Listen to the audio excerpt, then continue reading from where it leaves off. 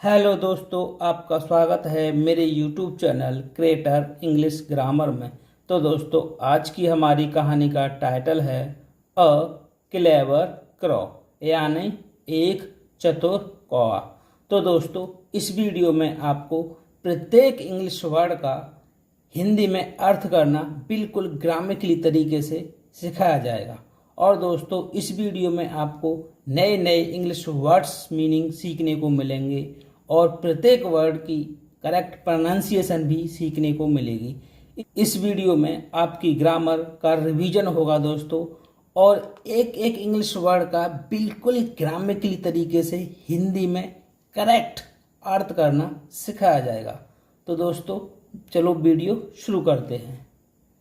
Once a crow was very thirsty. Once माने होता है एक बार, अ माने होता है एक, क्रॉ माने होता है कौवा, वॉज माने था, वेरी माने बहुत, थ्रस्टी माने होता है प्यासा।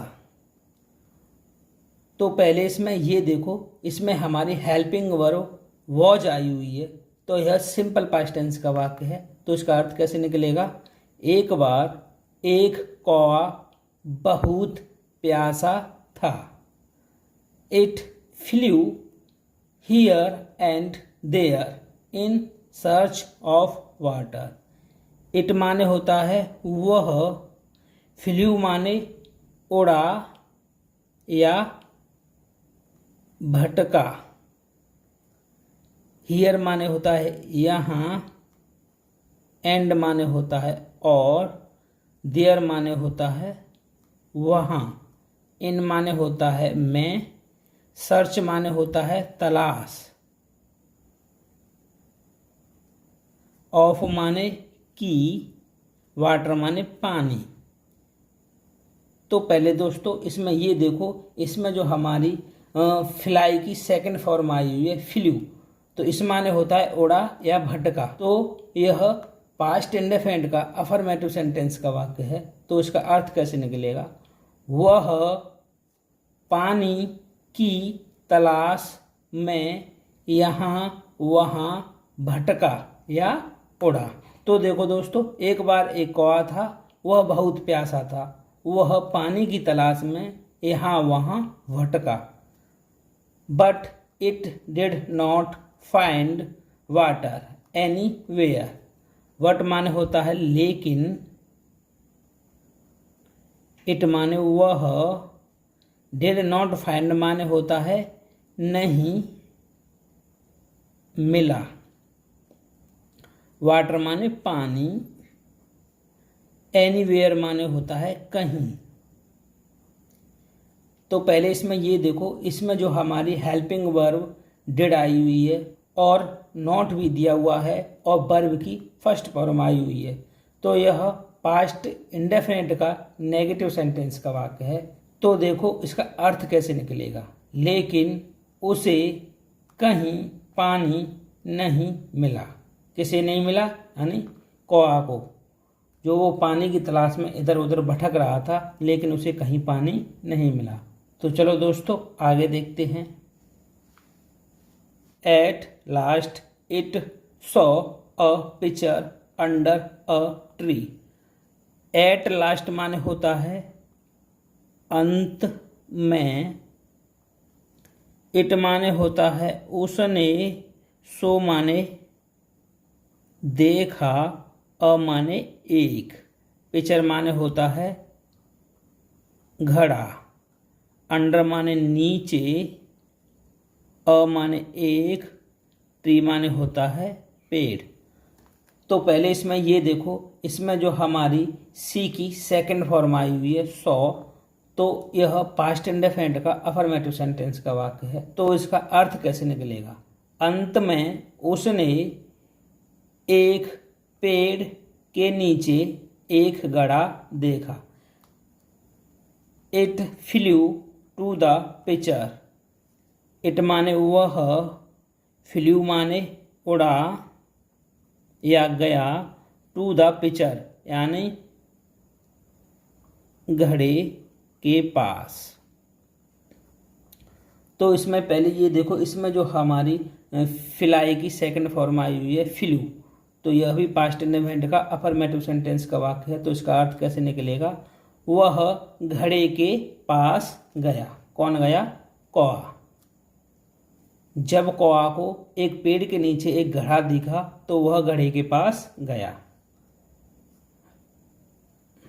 The pitcher had some water. Pitcher माने होता है घड़े में, हैड माने था, सम माने होता है थोड़ा, वाटर माने पानी। तो देखो, तो पहले इसमें ये देखो, इसमें जो हमारे हेल्पिंग वर्ब दी हुई है हैड, तो यह हैज या बैड के प्रयोग में से आया है और यह भूतकाल में आया है। तो देखो इसका अर्थ कैसे निकलेगा? घड़े में थोड़ा पानी था। It was in the water. It माने उसके, वॉज माने था, इन द बॉटम यानी स व से नीचे। तो देखो उस जो घड़े में जो कम पानी था तो वह सबसे नीचे था, यानी जो पानी था वो घड़े के पैंदे में था, यानी उसके जो तली थी, जो तला था घड़े का, जो नीचे की जो पैंदी थी उसके नीचे तक पानी था, यानी घड़े के जस्ट पैंदे पे पानी था, यानी घड़े में कम पानी था। तो चलो आगे देखते हैं। The crow beak could not reach it. The crow beak माने होता है कौआ की चोंच। कोड माने सकी, नॉट माने नहीं, रीच माने होता है पहुंच, इट माने इसके। तो देखो पहले इसमें ये देखो, इसमें जो हमारी मॉडल्स वर्ब में से कोड आया हुआ है, तो यह मॉडल्स वर्ब का वाक्य है। तो देखो इसका अर्थ कैसे निकलेगा? कौए की चोंच यहाँ तक नहीं पहुँच सकी, यानी जो कौए की जो चोंच थी, जो पानी था, जो घड़े में कम पानी था, जो पानी तक नहीं पहुँच सकी। तो देखो आगे देखते हैं। It tried again. इट माने होता है उसने, ट्राइड माने कोशिश की, अगेन माने दोबारा या पुनः। इसमें देखो ट्राई की जो सेकंड फॉर्म आई हुई है, तो यह पास्ट इंडेफिनिट का अफर्मेटिव सेंटेंस का वाक्य है। तो इसका अर्थ कैसे निकलेगा? उसने दोबारा कोशिश की। किसने कोशिश की? कौआ ने। But all in vain. इस पूरे का अर्थ है लेकिन सब व्यर्थ था, यानी जो भी जो कोशिश जो कौआ ने की थी वो, लेकिन वो सब कुछ व्यर्थ था। The crow saw some pebbles lying around the tree. The crow माने होता है, द क्रॉ माने होता है कौआ, ने सो माने देखा, सम माने कुछ, देखा या देखे, यानी कुछ। पेबल्स माने होता है कंकड़, लाइंग माने होता है पड़े हुए, अराउंड माने होता है चारों ओर, द ट्री माने होता है पेड़ के। तो देखो पहले इसमें ये देखो, इसमें जो हमारी सी की सेकंड फॉर्म आई हुई है, तो यह पास्ट इंडेफिनिट का अफर्मेटिव सेंटेंस का वाक्य है। तो इसका अर्थ कैसे निकलेगा? कौए ने पेड़ के चारों ओर कुछ कंकड़ पड़े हुए देखे, यानी जो उस कौए को जो घड़ा दिखा था पेड़ के नीचे, तो कौए ने क्या किया, तो उस पेड़ के चारों ओर उसे कुछ कंकड़ पड़े हुए दिखे। तो देखो आगे क्या होता है। It thought of a plan. It माने उसके, या फिर पूरे का अर्थ ये होता है, इस पूरे का अर्थ हो गया उसके मन में एक विचार आया या उसे एक विचार सूझा, उसे एक विचार आया। तो आगे देखो, the crow picked up the pebbles one by one, यानी कौए ने पिक्ड अप माने उठा लिए, द पेबल्स माने होता है कंकड़, वन बाई वन माने होता है एक एक करके। तो देखो इसका अर्थ कैसे निकलेगा, पहले ये देखो, इसमें जो हमारी पिक की जो सेकंड फॉर्म आई हुई है, तो यह पास्ट इंडेफिनिट का अफर्मेटिव सेंटेंस का वाक्य है। तो इसका अर्थ कैसे निकलेगा, कौए ने एक एक करके कंकड़ उठा लिए, यानी इस कौए ने एक एक करके कंकड़ उठा लिए। And collected a one place, and माने होता है और, कलेक्टेड माने होता है इकट्ठे किए, अ माने एक, वन प्लेस माने होता है एक स्थान पर। तो देखो, और एक स्थान पर इकट्ठे किए, जो कौआ था उसने जो एक एक करके कंकड़ उठा लिए थे और वे एक स्थान पर इकट्ठे किए, किसने, कौए ने। It dropped them into picture, it माने होता है उसने, ड्रॉप माने डाल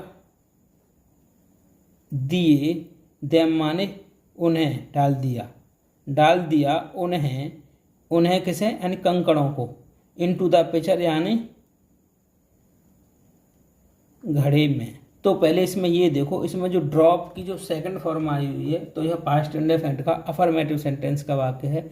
तो इसका अर्थ कैसे निकलेगा, उसने घड़े में उन्हें डाल दिया, किन्हें डाल दिया, यानी कंकड़ों को। तो देखो, कौआ ने क्या किया, उसने जितने भी जो कंकड़ थे वो घड़े में डाल दिए। Soon the water came up, soon माने होता है शीघ्र, द वाटर माने होता है पानी, केम माने आ गया, अप माने ऊपर। तो देखो, शीघ्र पानी ऊपर आ गया, यानी जो उस कौए ने जो उस घड़े में जो कंकड़ डाल दिए थे, तो उस कंकड़ों से पानी ऊपर आ गया। Now the beak of the crow could reach the water, now माने होता है अब, बीक माने होता है चोंच, ऑफ माने होता है की, क्रॉ माने कौआ, कुड माने सकी, रीच माने पहुँच, वाटर माने पानी।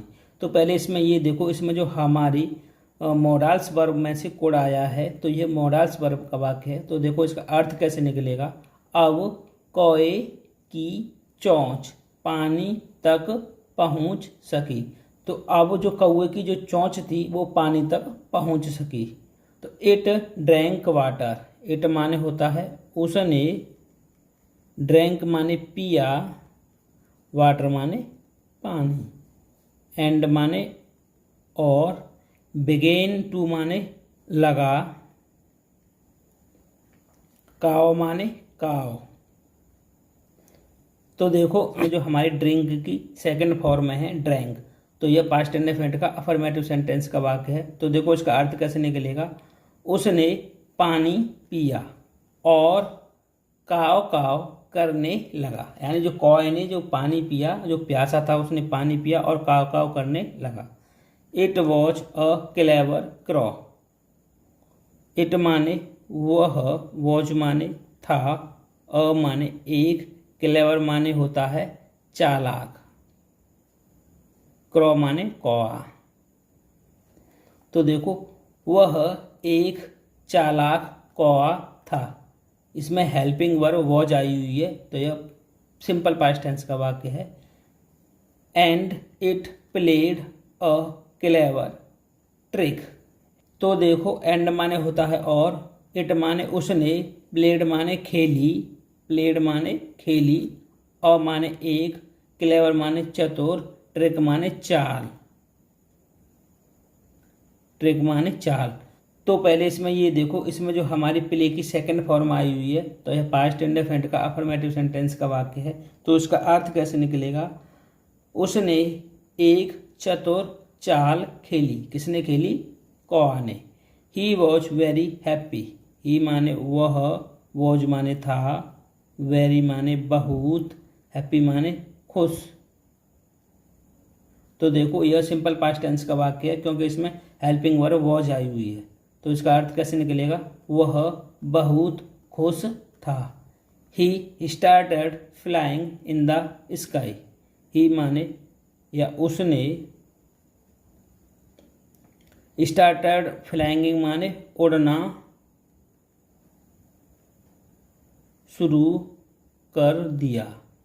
इन द स्काई यानी आसमान में। तो देखो इसमें जो हमारी स्टार्ट की सेकंड फॉर्म आई हुई है तो यह पास्ट इंडेफिनिट का अफर्मेटिव सेंटेंस का वाक्य है। तो इसका अर्थ कैसे निकलेगा? उसने आसमान में उड़ना शुरू कर दिया, या फिर वह आसमान में उड़ने लगा। तो दोस्तों वीडियो का यही अंत होता है।